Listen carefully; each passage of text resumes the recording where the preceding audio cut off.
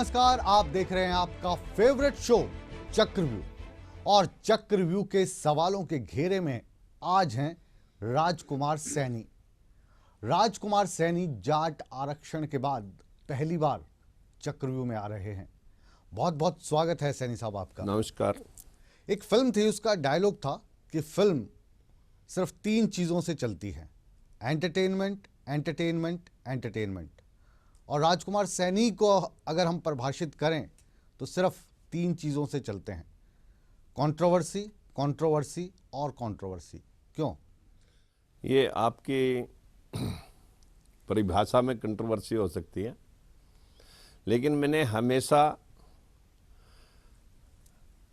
संकट आने से पहले, चाहे वो बंसीलाल की सरकार रही और चाहे मौजूदा सरकार है और चाहे वो ओम प्रकाश चौटाला की सरकार रही, हमेशा आगाह किया कि गलत ट्रैक पकड़ लिया है। इस ट्रैक के ऊपर इतने गड्ढे हैं कि आप गाड़ी को सेफ चलाना भी चाहोगे तो एक्सीडेंट सुनिश्चित है। राजकुमार सैनी साहब, आपका जो नाम है वो बवाल का पर्यायवाची बन गया है। लोग जितने अपने नेताओं के नाम नहीं लेते, उतना गुणगान आपके नाम का किया जाता है। ये गुणगान जो है असल वाला गुणगान नहीं है। लोग पानी पी पी कर कोसते हैं राजकुमार सैनी को कि हरियाणा में जो आग लगी इसका जिम्मेदार कौन? राजकुमार सैनी, राजकुमार सैनी, राजकुमार सैनी। ये अक्सर है, जो ताकतवर है वो अपनी ताकत का एहसास भी कराता है और दूसरे को रोने भी नहीं देता। पूरे प्रदेश का जो हाल किया, वो लोग आज अपने किए पर तो पछता नहीं रहे, वो अपने बला को दूसरे के मत्थे मढ़ने जा रहे हैं। और ये बात पूरा विश्व और पूरी जनता देख रही है, जिसके लिए आज उन्हें सद्भावना की जरूरत पड़ रही है। हमें तो कोई इस बात की गिला ही नहीं कि हमने किसी की सद्भावना खराब की। हमें दुख है कि जो लोग कहीं खूह में तो वो छलांग नहीं लगाई उन्होंने, अगर मैंने उनको कुछ अपशब्द या कोई गलत कहा तो कोई साबित करते कि मैंने किसी प्रकार से उनको कोई गलत बयानी की और उन्होंने गुस्से में आकर के ये काम किया। वो तो लालच और स्वार्थ के वशीभूत लोग ये सारे हरियाणा को जला करके गए और अपनी ताकत का एहसास करा के गए, वही मुझे बदनाम करने का काम कर रहे हैं। जाट शायद आरक्षण के लिए इतने ललायत नहीं होते या इतना उसको ईगो का मसला नहीं बनाते। अगर आप बार बार उसको कुरेदते नहीं, उनके जख्मों को कुरेदते नहीं, तो शायद जाट सड़क पे नहीं उतरते, वो रेल ट्रैक पे नहीं उतरते। और इस जाट आंदोलन की आड़ में जो उपद्रवी लोग हैं वो हरियाणा को नहीं जलाते। देखिए, मैंने तो आज बोल दिया होगा कि इनको आरक्षण दिया जा रहा है तो सभी को आरक्षण दे देना चाहिए, वही अच्छा होगा। जब आज से 2014 में और उससे पहले 2009 में ये लोग मैयड़ के अंदर जब रेल ट्रैक जाम कर रहे थे, हुड्डा ने इनको जो है ना, भूपेंद्र सिंह हुड्डा ने रेल ट्रैक के ऊपर बिठा रखा और जब वहाँ पे जाकर के कहा कि भाई, उन्होंने कहा कि हमें आपकी ज़रूरत नहीं। इन्होंने कहा भाई मैं भी जाट हूँ, जाट पहले हूँ, मुख्यमंत्री बाद में हूँ, मैं आपके साथ हूँ। जब उन्होंने ये किया उस वक्त भी एक बंदा इन्होंने मरवाया, जबरदस्ती मुठभेड़ की। और उस वक्त सरकार को भूपेंद्र सिंह हुड्डा की ही सारी साजिश थी, बिना एनसीबीसी आयोग के जबरदस्ती जाटों के वोट लेने के लिए। बैकवर्ड और गरीब तबका कांग्रेस के साथ है, जाट मेरे साथ हो जाएंगे और मैं राजनीति का लाभ लूंगा। उसका उन्होंने लाभ लिया भी, लेकिन उसका दूसरे बार यही रणनीति तो अब आपने अपना ली। आप भी अब स्वयंभू जो पिछड़ा आयोग है उसके नेता बन गए। राजकुमार सैनी पहली बार जो पिछड़ा वर्ग था उनका कोई भी आप कहें कि बेली बारिश नहीं था, तो राजकुमार सैनी इस कंट्रोवर्सी के जरिए नेता बन गए, बड़े नेता बन गए। हर एक आदमी की जुबान पर अच्छे के लिए ना सही, बुरे के लिए सही, नाम एक ही है, राजकुमार सैनी। अगर आप हरियाणा प्रदेश के किसी गांव में उतरिए, सिवाय जाट के, जो लोग आरक्षण के पात्र भी नहीं थे या आरक्षण चाहते भी नहीं, ब्राह्मण, बनिया, पंजाबी, सभी, वो आरक्षण कभी मांगा नहीं, जबकि वो पाकिस्तान से उठ के आए यहाँ फिर भी आरक्षण नहीं मांगा। जो लोग आज चहुमुखी विकास करके धनाढ्य हैं, संपन्न हैं, शिक्षित हैं, उन्हीं को लोग आज ताकत का पूरा एहसास करा करके पूरी मिलिट्री और पुलिस को झुका दिया, पूरी सरकार को झुका दिया। उन्हें आज ये एहसास है कि भी हम कुछ भी कर सकते हैं। वो तो सिर्फ ये दिखाना चाहते थे कि हमारे बिना इस हरियाणा का पत्ता तक हिल नहीं सकता, इसलिए हम जो चाहेंगे वो करेंगे। तो उन्होंने साबित भी कर दिया। और आप कह रहे थे कि जब जाट भाई रास्ता रोकेंगे, रेलवे ट्रैक जाम करेंगे, तो जो सैनी ब्रिगेड है या पिछड़ा वर्ग की ब्रिगेड है वो दिखाई देगी। ब्रिगेड कहीं दिखाई नहीं दी और आप भी कहीं अंडमान निकोबार में थे उन दिनों। देखिए, हमने ये कहा था कि जब ये लोग उत्पात पे उतरेंगे तो पहले हमने जिस दिन इन्होंने उत्पात की बात की तो उसी दिन हमने अपने लोगों से पूछा कि भाई अब इतने रास्ते इन्होंने 3-4 रास्ते जाम कर दिए जो कि सरकार ने खुलवाने थे, अपने आप ही सरकार ने रेलें रोक दी, तो उनको तो उठने की जरूरत ही नहीं पड़ी। जब रेल आ ही नहीं रही तो आहिस्ता आहिस्ता वहां का फायदा उठा करके वो अन्य रूटों पे बैठ गए। रेल क्यों नहीं आ रही थी? रेल रोकी गई थी ना। रेल रोकी गई थी, रेल रोकी नहीं गई थी। वो खुलवाई क्यों नहीं आपकी सेना नहीं, ने? रेल रोकी नहीं गई थी, वो रेलें रद्द कर दी गई थी। तो रद्द क्यों हुई थी? मैं आपको वही बताने जा रहा हूँ। हालात ऐसे पैदा हो गए ना। नहीं, मैं वही बताने जा रहा हूँ। स्पष्ट है कि जब हमने अपने लोगों को कहा कि भाई ये 50 लोग बैठे हैं, क्या ये रेल रोक लेंगे? वो रेलें जो है ना, डर के मारे शायद उनको नहीं उठाया गया, या कोई प्रदेश के अंदर अमन और शांति खराब ना हो इस वजह से नहीं सरकार किसकी है प्रदेश में? सरकार किसकी है प्रदेश में? सरकार किसकी है? मैं आपको यही बताना चाह रहा हूँ। बताइए ना किसकी है? हाँ, प्रदेश में सरकार हमारी है। आपके केंद्र में सरकार किसकी है? हमारी सरकार है। तो इसको रोकने के लिए क्या गवर्नमेंट ऑफ पाकिस्तान आती? मैं हो सकता है देश के प्रदेश की शांति डिस्टर्ब ना हो, इस दूरगामी परिणाम खराब ना हो, इस वजह से शायद डिसीजन सख्त नहीं लिया गया। लेकिन आपने ओबीसी ब्रिगेड का सवाल उठाया, डिसीजन लिया ही नहीं गया। मैं ऐसे भी कह सकता हूं, लेकिन ओबीसी ब्रिगेड ने एक डिसीजन लिया कि हम 22 तारीख को कुरुक्षेत्र के अंदर जब इकट्ठे होंगे तो पूरे रास्ते खुलवा के आएंगे। लेकिन इन बिटवीन 17 तारीख को डिसीजन आया कि कर्फ्यू लग गया है भिवानी और रोहतक में और झज्जर में। हमने कहा भाई अब हम कानून को अपने हाथ में नहीं ले सकते, आप उस प्रोग्राम को रद्द करिए और जो है ना वो मिलिट्री संभालेगी। कानून को कब से मानने लग गए आप? नहीं, मैं तो हमेशा ही कानून का समर्थक रहा हूं। पार्टी का जो कानून है उसको मानते हैं? मैं बिल्कुल पार्टी के कानून को मानता हूं। 2-4 ऐसे उदाहरण देंगे जिसमें आपने पार्टी के नेताओं की बात माननी हो, पार्टी की कभी लाइन पे चले हो? मैंने हमेशा ही पार्टी का समर्थन किया है। तो पार्टी तो कह रही थी ना जाटों को आरक्षण मिले, तो आप देखिए पार्टी ये कह रही थी कि हम आपकी रिव्यू पिटीशन डाल देंगे। हमारा कोई मैनिफेस्टो नहीं है कि ना हमने कमिटमेंट कर रखी है कि हम आपको रिजर्वेशन देंगे, सिर्फ रिव्यू पिटीशन डालने की रद्द हो चुकी है। आपकी पार्टी दोनों तरफ हाथों में लड्डू लेके चल रही थी, जाटों को कह रही थी आरक्षण दिलाएंगे, आपको कह रही थी रिव्यू पिटीशन डाल देंगे। देखिए उसमें एक लकुन्ना था क्या कि पिछली सरकार ने जो रिजर्वेशन दिया था कि जाट समुदाय आरोप लगा रहा था सरकार पर कि ये सरकार हमें देना ही नहीं चाहती, इस वजह से उसकी अपील सिर्फ सरकार ही कर सकती थी। इस वजह से उन्होंने अपील कर दी और सरकार को ही अपील में जाना था और हाई कोर्ट सुप्रीम कोर्ट ने फिर उसको डिनाई कर दिया। यहाँ आकर के हमें समझ लेना चाहिए था कि सरकार को जब सुप्रीम कोर्ट ने दूसरी बार डिनाई कर दिया तो हमें कोई ऐसी कमिटमेंट नहीं करनी चाहिए। आपकी सरकार ने गलत किया? तो मैं गलत कहूं या ठीक कहूं, लेकिन ये है कि ये दबाव था। चक्रव्यूह में बैठे हैं आप, बिल्कुल, और जनता देख रही है जी। फेवरेट कार्यक्रम है हरियाणा की जनता का जी। कहिए। आपने ओबीसी पे सवाल पूछा था, मैं वो बता दूं। हम ये कह रहे हैं जो आपकी सरकार ने ये जो कदम उठाया राजकुमार सैनी के हिसाब से, पिछड़ा वर्ग के नेता के हिसाब से, वो कदम सही है गलत है? देखिए, बैकवर्ड के हितों को काट करके अगर किसी को दिया गया वो बिल्कुल गलत है। राजकुमार सैनी कौन कौन सी जातियों के नेता हैं? अब क्योंकि हरियाणा में 35 वर्सेस 1 जाति है, तो उन 35 में से आप कौन कौन सी जातियों के? आप जाकर के पूछिए ना, जंतर मंतर पे लोग मेरी हिफाजत के लिए अभी पीछे 10,000 के लोग, 10,000 लगभग लोग इकट्ठे हुए और लोगों ने कहा कि भी हमारा नेता राजकुमार सैनी अगर इसके साथ किसी प्रकार का भेदभाव या किसी तरह से कोई प्रेशर बिल्टअप किया जा रहा है तो हम उसका खंडन करते हैं, निंदा करते हैं। कौन सा प्रेशर बिल्ट किया जा रहा है? क्या कहना चाहते हैं राजकुमार सैनी? ये जानना है हमको और आपको बताना है, क्योंकि चक्रव्यूह में आरक्षण की जो आग थी उसके बाद पहली बार आए हैं और चक्रव्यूह के यही सवालात का दौर जारी रहेगा। आप कहीं मत जाइए, बने रहिए हमारे साथ। आप देख रहे हैं आपका फेवरेट शो चक्रव्यूह। मिलते हैं एक छोटे से कमर्शियल ब्रेक के बाद। आपके बिहाफ पे बयान दिए गए कि राजकुमार सैनी ने माफ़ी मांग ली है। माफ़ी मांगी थी आपने? नहीं, मैं माफ़ी किस बात की मांगता?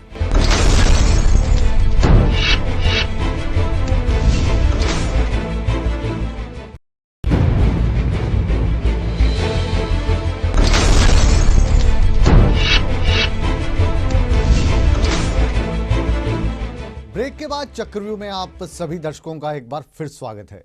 आज हमारे साथ हैं राजकुमार सैनी। राजकुमार सैनी भारतीय जनता पार्टी के सांसद हैं, ओबीसी के नेता हैं, ओबीसी ब्रिगेड के सेनापति हैं। तो सेनापति साहब, वो जो ओबीसी ब्रिगेड है आपकी, कहाँ है? दिखाई नहीं दे रही। देखिए, जब 19, 20 और 21 तारीख में चारों तरफ रास्ते रोक दिए गए, तो उस वक्त ओबीसी ब्रिगेड के जितने शहर थे, चाहे वो हिसार था, जींद था, सभी जगह ओबीसी ब्रिगेड के लोगों ने इकट्ठे होकर के अपने जान माल की रक्षा की। और जब वो लोग इकट्ठे हुए, बैकवर्ड के लोग इकट्ठे हुए, तो उसके बाद ब्राह्मण, बनिया, पंजाबी भी उनके साथ जुड़ करके अपने जाट वर्सेज एक ऐसी बड़ी फौज खड़ी हो गई जिसमें ओबीसी ब्रिगेड के ही मैक्सिमम लोग थे, लेकिन जिनके घर जला दिए गए। उसके बाद फिर जिनके घर जला दिए जाट गए, आरक्षण की आग ना रहकर ये जो हिंसा थी जातीय हिंसा हो गई। नहीं, जातीय हिंसा नहीं हुई। असल बात यह है सैनी साहब कि जो आपकी ब्रिगेड थी, या तथाकथित जो लोग जाट समुदाय से संबंध नहीं रखते थे, कुछ जाट भाइयों ने जो जाट नहीं थे उनको नुकसान पहुंचाने की कोशिश की, तो उसका बदला आपकी जो तथाकथित ब्रिगेड है उन्होंने जाट फैमिली से लिया। सही है? नहीं, गलत? नहीं, बिल्कुल ये गलत है। आपके लोगों पर फिर केस क्यों बने? मैं बता रहा हूं कि आज प्रशासन उनका बंदी है, उनकी बांदी बना हुआ है। कानून के साथ साथ प्रशासन उनकी बांदी बन के बैठा हुआ है। प्रकाश आयोग ने स्पष्ट कहा कि पूरा का पूरा भाईचारा निभाया गया प्रशासन की तरफ से, और उस भाईचारे में सिर्फ एक ही समुदाय के लोगों ने ये सब कुछ ऐसा किया। वो आपको उन्होंने फोन करके बताया? क्योंकि अभी रिपोर्ट तो आई नहीं है, सार्वजनिक नहीं, तो वो हुई नहीं है। रिपोर्ट तो जो है ना, आज सुप्रीम कोर्ट में ना, हाई कोर्ट में जो है ना, लोगों ने उसका खुलासा तक कर दिया। आप कह रहे रिपोर्ट ही नहीं आई। नहीं, रिपोर्ट और अभी तो ऑफिशियली उन्होंने तो नहीं अखबार आई है। के माध्यम से आप लोगों, हम कुछ भी कहें, हम तो पत्रकार हैं, हमारे तो सूत्रों के मुताबिक हो सकता देखिए, है। हम भी सूत्रों के, आप आपके तो सूत्र एमपी पढ़ के है, ही, हम आप भी तो आपके एमपी है, सूत्र, आप तो एमपी है, और वो भी हम बता रहे हैं। सत्तारूढ़ पार्टी के आप एमपी हैं। ये जो शख्स हमारे सामने बैठे हैं टीवी स्क्रीन पे, जिन्हें देख रहे हैं, देखिए, सफेदों में ये सुनता किसकी है? मैं ये कह रहा कि किसके सुनता है ये? मोदी साहब की सुनते हैं, अमित शाह की सुनते हैं, क्योंकि सुभाष बराला साहब की तो आप सुनते नहीं, और कहते हैं मेरा तो उसके साथ 36 का आंकड़ा है। क्यों? नहीं, मेरा क्यों 36 का आंकड़ा है? हाँ, वो अपने आप में समझे 36 का आंकड़ा। मैं भारतीय जनता पार्टी का एक सिपाही हूँ। आज हमारी एक भारतीय जनता पार्टी है जो एक बहुत बड़े कार्यकर्ताओं का समूह है। इसी पार्टी में ही हम अपनी बात कह सकते हैं, अन्यथा किसी पार्टी में एक परिवार, चौटाला एंड कंपनी या सोनिया दरबार में कोई एक शब्द लिख करके ही दिया जाएगा कि इससे बाहर आप कोई शब्द नहीं कहेंगे। लेकिन यही एक पार्टी है जहां आपने हकों की बात आदमी कह सकता है। इसे आप अनुशासनहीनता के दायरे में मानते हैं? नहीं, क्योंकि कुछ भी कहे जा रहे हैं, कुछ भी कहे जा रहे हैं। देखिए, क्लास में भी ऐसा होता है। आपके पार्टी के अध्यक्ष, हरियाणा की बात करें, सुभाष बराला जी, आपके मंत्रीगण कैप्टन अभिमन्यु जी, धनखड़ साहब अमित शाह से मिलवाने जाट नेताओं को ले जाते हैं। प्रधानमंत्री जी कहते हैं बेटी बचाओ बेटी पढ़ाओ, ये तो मैं तुम्हें आरक्षण दूंगा। राजकुमार सैनी साहब का अलग ही एजेंडा है, अलग ही डंडा है और अलग ही झंडा है। क्यों? देखिए, मैं 50% लोगों की उनकी आवाज़ हूँ, ना जिनके पास कोई झंडा है, ना जिनके पास कोई डंडा है, ना जिनके पास कोई फंडा है। आपसे मेरा सवाल ये है कि आप सुनते किसकी हैं? पहले भी पूछा, दोबारा से हम पूछ रहे हैं कि आप अमित शाह की सुनते हैं, आप मुख्यमंत्री साहब की सुनते हैं, आप बराला साहब की सुनते हैं, नरेंद्र मोदी जिनका पूरी दुनिया गुणगान कर रही है, वो भी बैकवर्ड क्लास से नेता हैं, उनको आप कैसे देखते हैं? देखिए, पूरा विश्व आज नरेंद्र भाई मोदी का लोहा मान रहा है। एक विकास पुरुष के साथ साथ एक बहुत ही सहनशील और दूरदर्शी नेता हमारे देश को मिले हैं। हम सब की निगाहें उसके ऊपर हैं। हमारी ये मंशा है कि कम से कम जो व्यक्ति 24 घंटे में से 20 घंटे अपने देश की तरक्की और विकास की बात करता हो, हम सब कल भी उसके पीछे खड़े थे, आज भी उसके पीछे खड़े हैं। बस इतना जरूर कहेंगे कि हमारे हकों के आप साथ 24 घंटों में से कितनी देर जो है जाटों को आरक्षण ना मिले इसकी बात करते हैं? मैं 24 घंटे में से अगर वो 20 घंटे देश के विकास की और सुरक्षा की बात सोचते हैं तो मैं उनके साथ हूं 20 के 20 घंटे। लेकिन अगर हमारे साथ कोई धक्का करे और हमारा मुखिया, आप 20 घंटे ये बात करते हैं कि जाटों को आरक्षण ना मिले। नहीं 20 घंटे मैं कब कह रहा हूं जाटों को आरक्षण ना मिले। मैं ये कह रहा हूं कि 4 ही कौमें रह गई हैं, ब्राह्मण, बनिया, पंजाबी और राजपूत, उनको भी दे देने में क्या दिक्कत है? तो जब इनको जब इतने संपन्न लोगों को दिया जा रहा है, उनसे तो कई गुना ब्राह्मण गरीब है, उनको क्यों ना दे दिया जाए, उनको भी साथ जोड़ दिया जाए, ताकि ये भी ना है कि बंदूक की नोक के ऊपर जिस पर सांगवान कह रहा है कि हमने ले लिया तो ये देश में प्रजातंत्र समझो आहत हो गया, उसका कत्ल हो गया, ताकि प्रजातंत्र की इज्जत भी बची रहे और देश में सम्मान न्याय भी मिले। हमें अभी भी पूरा भरोसा है कि ये बिल अटकेगा और अगर फिर भी ये नहीं अटका। ये किसने बताया आपको? अमित शाह साहब ने बताया? मोदी साहब मैं ने कह रहा बताया? हूं कि मैं खुद जाकर के पूछ के आता हूं कि जी इस बिल को जो है ना अभी कोई कानूनी दायरा मिल चुका है नहीं, अभी इसको कोई दायरा नहीं मिला। और अगर दायरा मिलता भी है तो कोर्ट कचहरी अभी आगे पड़ी है, हम वहां जाकर के इसको चैलेंज करेंगे। मतलब बैक है आपकी, शह प्राप्त है आपको? नहीं, शह मेरे को किसी की नहीं। मैं आपको स्पष्ट कर दूं, मुझे ना कभी पार्टी के केंद्रीय या सुप्रीम नेताओं ने कभी ऐसा कहा कि आप ऐसा बोल रहे हैं, कभी ये भी नहीं कहा कि आप क्यों बोल रहे हैं। अपने हक की लड़ाई वो लड़ रहे हैं, अपने हक की लड़ाई हम लड़ रहे हैं। देखिए, ये जो मतभेद की बात होती है, मनभेद की बात होती है, ये अक्सर सभी राजनीतिक पार्टियों में देखने को मिलती है, कांग्रेस में भी दिखती है, भाजपा में भी दिखती है। लेकिन जो राजकुमार सैनी है, ये एक अलग सी पर्सनैलिटी उभर के सामने आया है। जो लोग चाहने वाले हैं वो गजब तरीके से चाह रहे हैं, लेकिन आपको ना चाहने वालों की या जब आपका नाम लिया जाए तो सामने वाला उबल पड़े, उनकी भी कमी नहीं है। ऐसा क्यों? मतलब इतना एक्सट्रीम क्यों? स्पष्ट कर दूं जी, 2 बार कुर्सी पहले चली गई, अब भी कोई गम नहीं। मैं दादागिरी के खिलाफ हूं, ना मैं किसी जाट के खिलाफ था, ना मैं किसी के हक के खिलाफ था, ना मैं आज हूं। जो लोग दादागिरी के दम पे, डंडे के दम पे किसी का हक छीनना चाहते हैं, मैं उसका विरोध कर रहा हूं, करता रहूंगा। ये विरोध का तरीका सही है? विरोध का तरीका वो सही था जो हरियाणा जिला करके जिन लोगों ने अपना विरोध जताया। मेरे गुस्से में उन्होंने खूह में तो छलांग लगाई नहीं। उसका श्रेय तो आप ही को देते हैं। इतना भड़का दिया, इतना भड़का दिया, राजकुमार सैनी ने ये कर दिया, राजकुमार सैनी ने वो कर दिया। उसमें तो पूरा जो गब्बर का किरदार है या जो मकैम्बो है वो राजकुमार सैनी को ही बनाया गया। वो नहीं सुना क्या? अभी जो वीडियो क्लिपिंग जो है ना, जिसके ऊपर जो प्रोफेसर साहब थे, जिसके पीछे 10 दिन सेंट्रल जेल में रह के आए, कह रहे तुम्हारे यहाँ तो अभी कुछ जला ही नहीं, हमने तो पूरा ही रोहतक जला दिया। वो भी नहीं सुना होगा कि हमने तो गलत। कल राजकुमार सैनी साहब आप हमारे मित्र हैं, वो जलाने की और उस टाइप की कोई बात नहीं थी। रोका नहीं, कीड़ी को भी नहीं रोका, और वो बाहर आ गए 10 दिन में, निकला नहीं। आपकी सरकार कौन उसमें था? आ गए। उसकी इंक्वायरी करने वाले कौन थे? वही थे। तो वो कौन? जो उसी के समाज से जुड़े हुए लोग थे। तो अब क्या मतलब, अब क्या उन लोगों को बाहर निकाल कर दोबारा से हरियाणा को बसाएं? वो हिस्सा नहीं है क्या हरियाणा का? मैं किसी, आप यही हमेशा बार बार मैंने कहा है कि मैं किसी जाति विशेष के विरोध में नहीं हूं। मैं सिर्फ जो ताकतवर हैं, मारना भी चाहते हैं, जलाना भी चाहते हैं, लूटना भी चाहते हैं, सारे काम करके। मैंने कहा कि जिस प्रकार से बार बार विभीषण कहता रहा रावण को कि भैया ये हमारा जो एक ही राज है लंका, ये हमारे से हाथ से निकल जाएगा, आप भगवान राम की सीता को हर लाए हैं, उसे वापस कराओ, हमारा राज बचा रहेगा। ये जो कहानी सुना रहे हैं, इसमें रावण कौन है, सीता कौन है, लंका क्या है, थोड़ा समझाइए हमें। देखिए, जो लोग तांडव कर रहे थे, हाँ, वो रावण का रोल अदा कर रहे थे। अच्छा। और जो लोग, उनमें भी बहुत सारे ऐसे लोग हैं। लंका आपकी थी? लंका आपकी थी? नहीं, लंका भी उनकी। अच्छा। वो अपनी लंका जला रहे थे। आज तभी उनके, हमें तो सद्भावना की जरूरत नहीं ना पड़ी। पर हम सद्भावना की जरूरत किसे पड़ी? जो गलती करता है। सद्भावना की जरूरत जल्दी से जल्दी उसे पड़ती है, वो ही मनाने जाता है।